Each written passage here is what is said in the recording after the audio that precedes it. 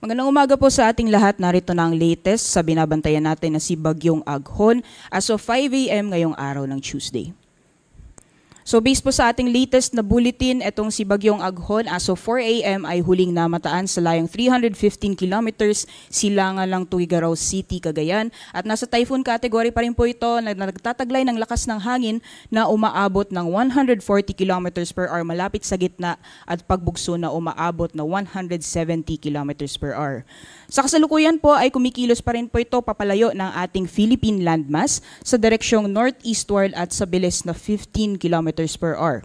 And kung makikita po natin sa ating latest na satellite image, yung mga kapal na kaulapan na nagdadala naman ng malakas na mga pag-ulan is mostly offshore or sa karagatan na lamang po ito nararanasan, bibihira na po or mababa na po yung epekto nitong mga kaulapan sa anong bahagi ng ating bansa. Ngunit asahan pa rin po natin ngayong araw yung mga kalat-kalat mga pag-ulan, mararanasan yan lalong-lalo na dito sa may kanlurang bahagi ng ating bansa at mataas din po yung tsansa ng mga localized thunderstorms, kadalasan po yan sa hapon o sa gabi. So monitoring po tayo ng mga thunderstorm advisory na nilalabas ng ating mga Pag-asa Regional Services Division sa pamamagitan po yan ng ating mga social media accounts. Dapo po tayo sa ating latest forecast track. Kung makikita po natin, wala pong pinagbago yung magiging pagkilos nitong si Bagyong Aghon sa mga susunod na araw.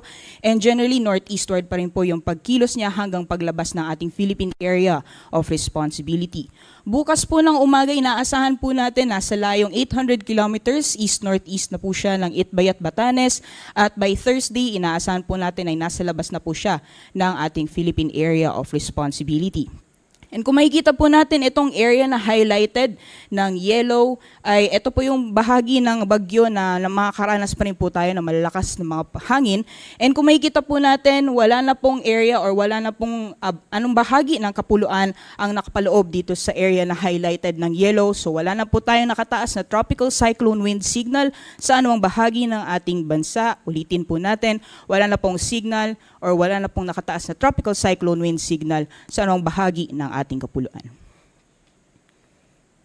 Sa ngayon po, besides yung mga possibility ng mga localized thunderstorms mararanasan sa malaking bahagi po ng ating kapuluan, posible pa rin po makaapekto itong southwesterly wind flow sa may bahagi or western sections ng Luzon at Visayas area.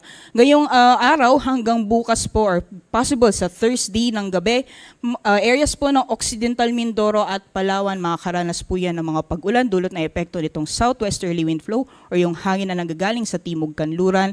Samantalang yung sa Western Visayas naman po dyan sa Antique, Iloilo at Guimaras, hanggang ngayong araw hanggang bukas ng gabi, posible pa rin po tayong makaranas ng mga kalat-kalat mga pag-ulan or mga lakas na mga pag-ulan. And then pagdating naman po ng Wednesday evening or Wednesday ng gabi hanggang sa Thursday evening, yung areas naman po ng Zambales at Bataan, makakaranas din po ng mga pag-ulan.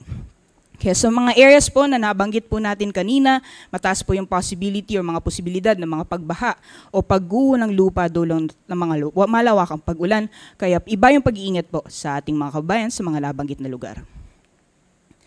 Sa kalagayan naman po ng ating karagatan, wala na po tayong gale warning as of 5 a.m. issuance po. Wala na pong gale warning nakataas sa anumang baybayin ng ating bansa. Although kung makikita po natin dito sa may eastern seaboards ng northern at central Luzon, pati na rin sa may hilagang baybayin ng southern Luzon, nasa moderate to rough seas or katamtaman pa rin po hanggang sa maalon na karagatan ang mararanasan. Kaya iba yung pag-iingat po sa mga plano pumalaot. As much as possible po, wag po muna tayong pumalaot dahil delikado pa rin sa ngayon. At sa mga susunod na araw, inaasahan po natin itong si Bagyong Aghon. Generally, patuloy pa rin kikilos papalayo ng ating Philippine landmass.